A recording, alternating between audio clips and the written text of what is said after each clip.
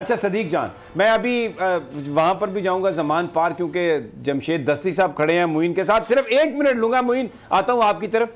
आज राना सनाउल्लाह ने ये कहा कि पहले सदीक जान को मुबारक तो सदीक जान आपको बहुत ज़्यादा, और आप ईद का चांद, वैसे अभी रोज़ों का चांद अभी नज़र नहीं आया, लेकिन हमारा चांद जो है ना, ये हमारे साथ बैठ के आके आपको माशाल्लाह बड़ी हिम्मत से आपने सब कुछ किया।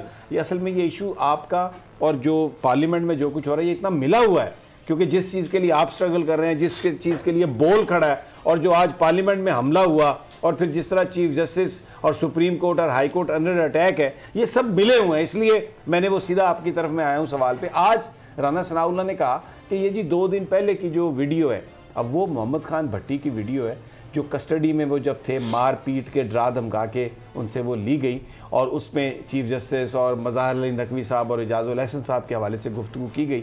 और आज क्योंकि चीफ जस्टिस साहब ने भी कहा कि हमें इन ऑडियो वीडियो की हकीकत का पता है, क्या इनकी हकीकत है, कौन इनको मानता है, तो ये आज राना सनाउल्लाह पार्लियामेंट में आके चीफ जस्टिस की बातों का जवाब दे के पूरा उनको स्कैंडलाइज कर रहे हैं। तो ये तो आइन की सरीहन खिलाफ वर्जी है, इसको कौन रोकेगा? देखें, आपने जो बात की ना, पहले आपने हवाला दिया कि 2 जजेस का मामला सुप्रीम जुडिशल काउंसिल में गया था, और दोनों बार नून लीग ने उन जजेस को सपोर्ट किया, और सुप्रीम जुडिशल काउंसिल काम नहीं कर सकी। सुप्रीम जुडिशल काउंसिल ने फैसला किया ही नहीं। और देखें, काजी फैसल साहब ने तो इतराफ़ किया था कि हाँ ये मेरी प्रॉपर्टीज़, मेरे बच्चों की, बीवी बच्चों की प्रॉपर्टीज़ हैं, लेकिन मैं इसका जवाब देनी हूँ, ये उन्होंने कैटेगोरिकल कहा था। और फिर उसके बाद जो वो आपको पता है, देखें बात बड़ी सादा है, इस वक्त लड़ाई है इलेक्शन होने या ना होने की, उसकी वजह से ये सारा कुछ किया जा रहा है। ये इन्हें पता है कि उमरता बंदयाल साहब ये फैसला कर चुके हैं कि आइन के मुताबिक इलेक्शन तो होंगे, ये सुप्रीम कोर्ट पे इनको हमला करना पड़े, इनको वो काम ये करेंगे जो ये पहले माजी में जो करते हैं उससे बढ़ के करेंगे, लेकिन सुप्रीम कोर्ट को ये टारगेट रखेंगे। जो आप बयान जिसका हवाला दे रहे हैं मोहम्मद खान भट्टी का, उसका कोई हैसियत नहीं है कानून की नज़र में। इस पे बड़े जुज़बुज़ है राना साहब। ये आ गया सर, ये आ गया। मैं जो आपको कह रहा था जी, इसमें मैं एक चीज़ सदी भाई थोड़ी सी मैं अगर आप इजाज़त दें तो बताता हूँ। एक्चुअली जो टारगेट कर रही है ना वो ऑडियो, वो चंद जजेस को कर रही है। ये वो जजेस हैं जो कंट्रोल नहीं हो रहे।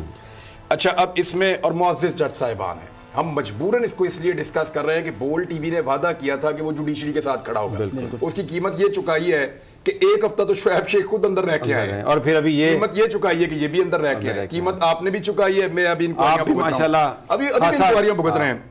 अब देखें, ये जो प्रिंसिपल सेक्रेटरी का बयान है ना परवेज इलाही के, उसमें 2 जजेस को लाहौर हाई कोर्ट के खास तौर पे टारगेट किया गया।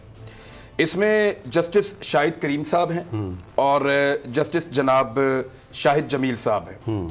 जस्टिस शाहिद करीम साहब जो हैं उनके बारे में ये कहा गया कि उनका परवेज इलाही और जो गवर्नमेंट है पाकिस्तान तहरीक इंसाफ की, उसके साथ उनका गहरा ताल्लुक इस वीडियो के अंदर ये साबित करने की कोशिश की गई। अब देखें, अगर ताल्लुक है तो फिर फैसले उनके हक में आने चाहिए। तो मैं कुछ चीज़ें आपके सामने रख देता हूँ। लाहौर हाई कोर्ट के ये ज़हीन तरीन जजेस में से एक हैं और अपराइट जजेस हैं। अगर देखें ये एस्टेब्लिशमेंट के कंट्रोल में होते तो ये कभी भी परवेज मुशर्रफ के खिलाफ फैसला ना सुनाते। इन्होंने परवेज मुशर्रफ के खिलाफ फैसला सुनाया, जो बात इस बात की गवाही देती है कि ये कम से कम एस्टेब्लिशमेंट के कंट्रोल में